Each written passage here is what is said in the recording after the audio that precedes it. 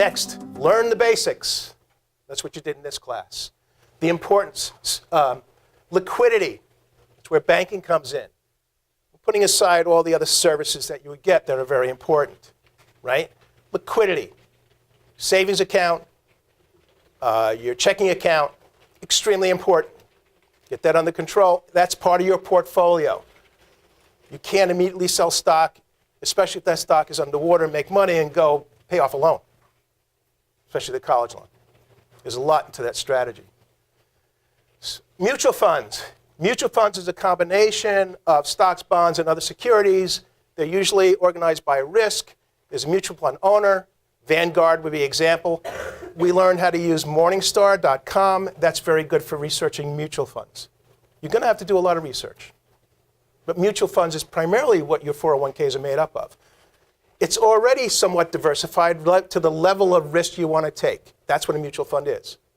And ETFs are like mutual funds, but ETFs, right? You can trade any day, any time like stock. With mutual funds, it's usually day end of day.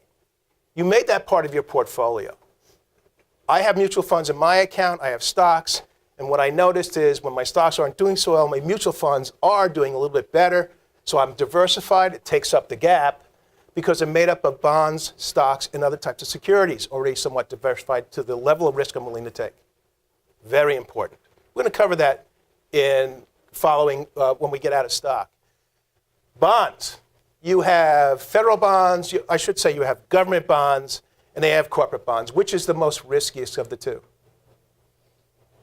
Yes. Very good, Nick. Corporate bonds. Because you know, a bond is different than stocks because a bond, you're loaning money.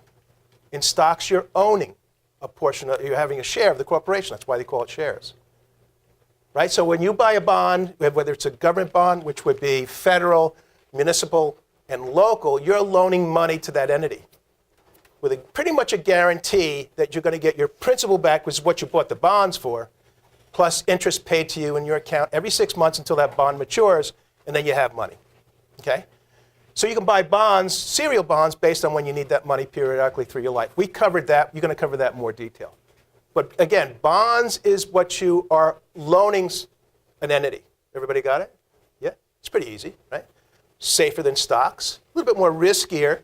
Treasury bonds are the most safest, U.S. Treasury bonds. A little bit more riskier than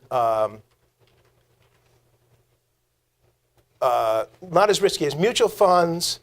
A little bit more riskier than you would have money in an account, right? Especially with corporate bonds. And certainly not as risky as stocks. So you should have that part of your portfolio. You see what I'm saying? You're balancing your portfolio. Usually when you have a bear market, people start running towards bonds because they're safer. And they pay better interest than you would on a regular account.